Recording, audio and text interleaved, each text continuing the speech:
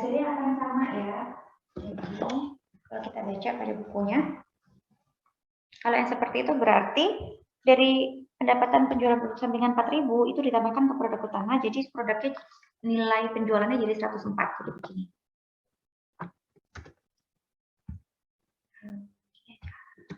Oke.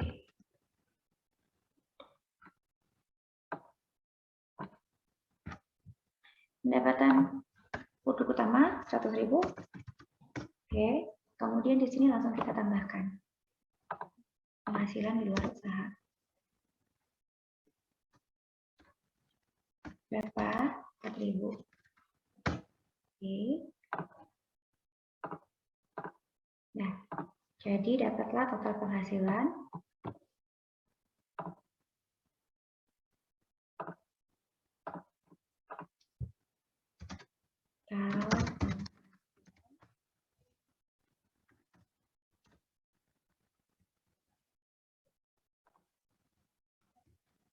ini. Nah, lalu biaya produk bersama sama.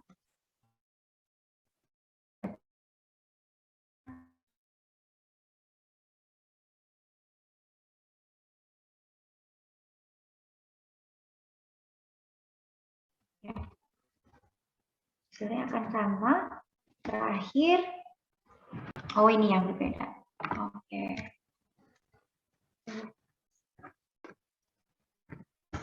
Begini, jadi laba bersihnya sama dengan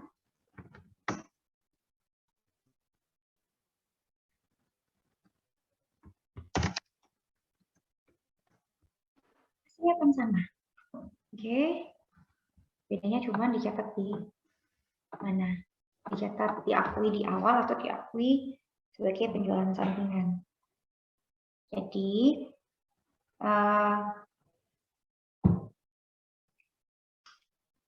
akan sama hasilnya ketika kita mengakui penjualan produk sampingan sebagai tambahan pendapatan penjualan produk utama. Sekarang, kalau pendekatan ketiga, kita mengakuinya sebagai pengurang dari harga pokok penjualan. Pengurang dari harga pokok penjualan.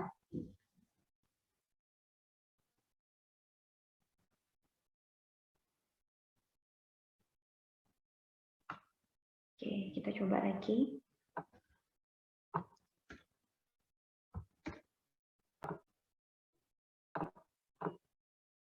Penghasilannya nggak ada. Ya, langsung aja. Harga pokok penjualan.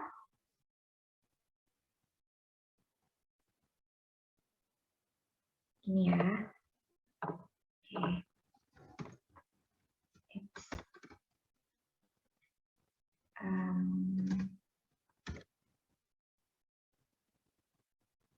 Penjualan by produk. Nah, ini juga sebagai pengurang. Sama seperti nilai persediaan akhir. Jadi ini 10.000, ya kan? Kemudian 4.000.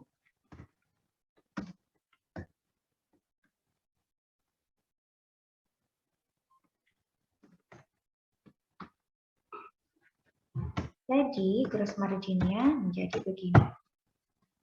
Nah, oke. Ini perbedaannya seperti ini.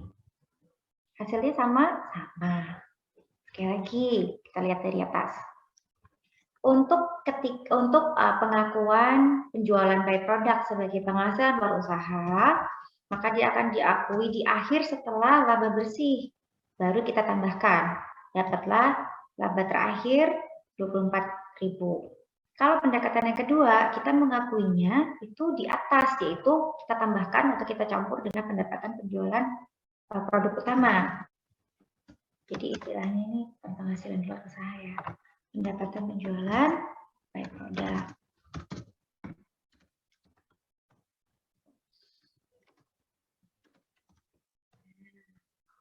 Kita akuinya di atas. Pendapatan penjualan by produk ini biar enggak.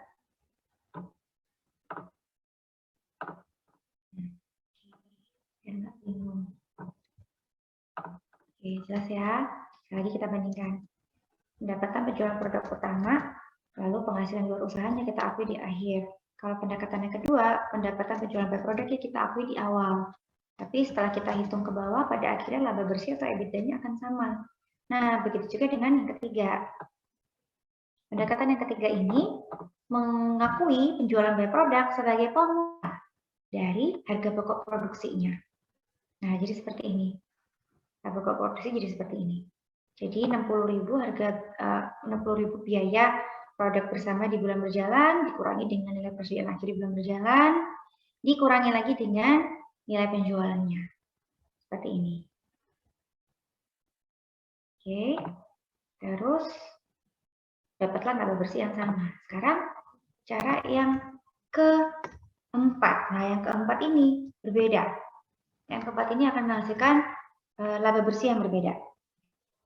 Pendapatan penjualan produk sampingan dilakukan sebagai pengurang total biaya produksi. Silakan dilihat pada buku Mulyadi di halaman 345, gambar 11-11. Oke, saya ulang. Pendapatan penjualan produk utama. Sekian. Kemudian HPP-nya. Sekian. Kemudian, nah, dikurangi hasil penjualan. Penjualan by product. Ini dikurangi ini di sini. Oke. Sehingga biaya produksi. Biaya produksi menjadi 56.000. Nah, apa bedanya dengan yang pendekatan yang ketiga? Kan sama-sama mengurangi biaya.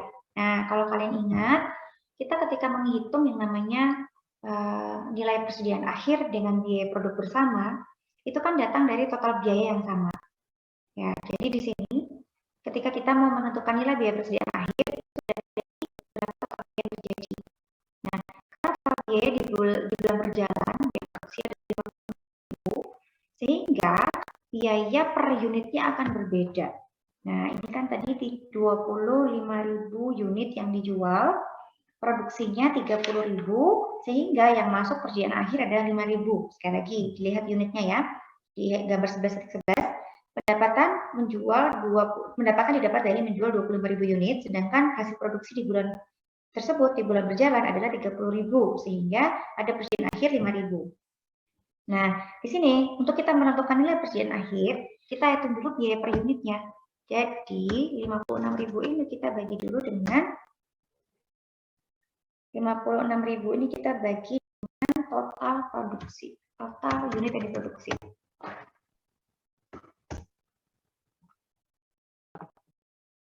Nah, dapat seperti ini.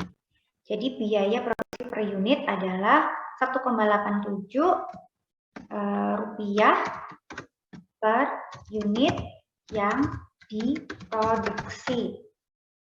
Oke, nah berarti ketika kita mau mengurangkan nilai persediaan akhir,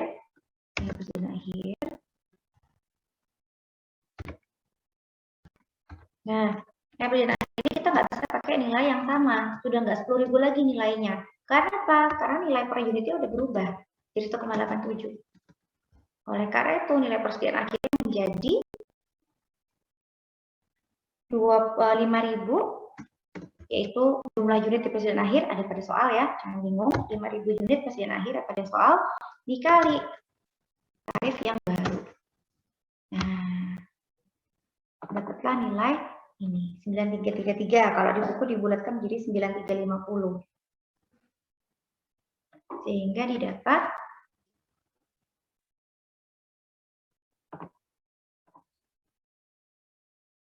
gross margin-nya menjadi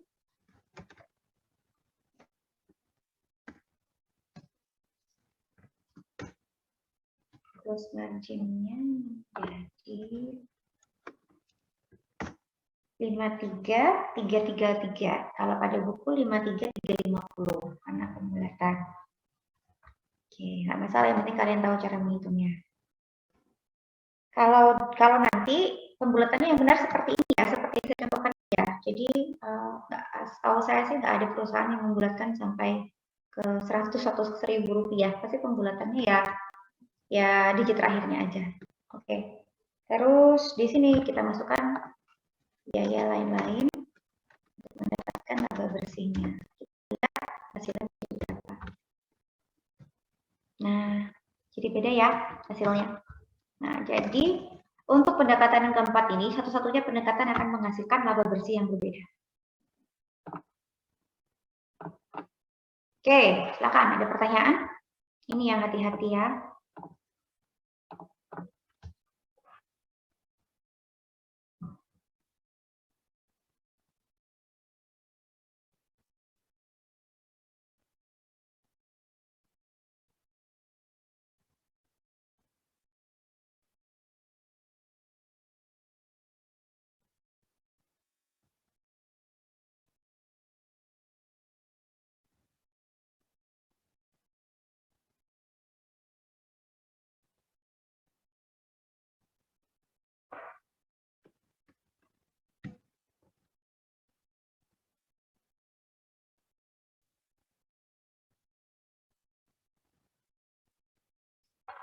Pertanyaan untuk keempat metode dalam non-cost method untuk produk sampingan atau by product.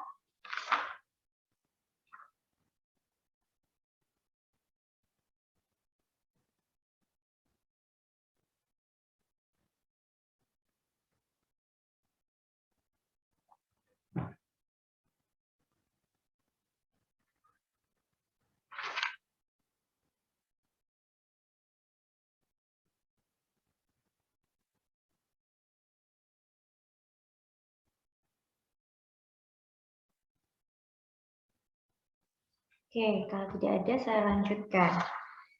Kemudian ada variasi soal atau variasi contoh kasus pada contoh 8. Misalkan biaya administrasi dan umum, halaman 345 ya. Misalkan biaya administrasi dan umum serta biaya pemasaran yang berhubungan dengan produk sampingan ditaksir Rp500.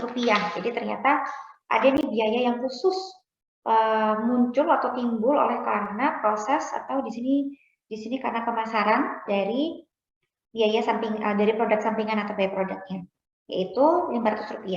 Apabila pendapatan penjualan bersih di samping produk sampingan dikurangkan dari total biaya produksi, maka akan jadi seperti ini perhitungannya. Oke, mari kita coba dengan soal yang sama. Kita coba kalau situasinya berbeda. Di sini kita dapat pendapatannya, kemudian biaya produk bersamanya, kemudian pengurangnya adalah hasil penjualan produk sampingan, penjualan by produk. Tapi penjualan by produk ini ternyata juga memiliki biaya pemasaran yang terkait, biaya pemasaran yang benar-benar disebabkan oleh by produk tersebut. Taksiran, biaya marketing dan admin.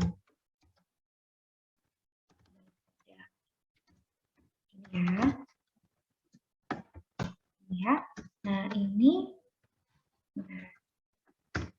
jadi tadinya 4.000, tapi karena ada biayanya 500, jadi hanya 3.500 saja yang akan menjadi pengurang. Ya.